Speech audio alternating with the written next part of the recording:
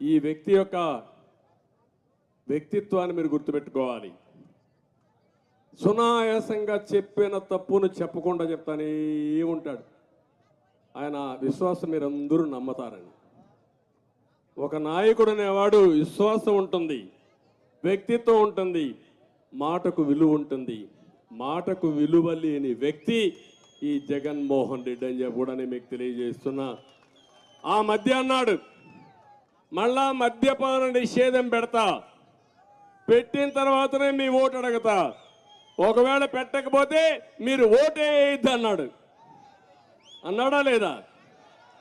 ఇప్పుడేమంటున్నాడు? మద్యపాన నిషేధం దేవుడి కరుగు, కానీ అన్ని నాసిరకం బ్రాండ్లు. మీ జీవితాలతో ఆడుకున్నాడు. లెఫ్ట్ అండ్ రైట్ ఎంతమంది చనిపోవాలని మంది చంపేశాడు. ఆరోగ్యాన్ని సర్వనాశనం చేశాడు. దేశంలో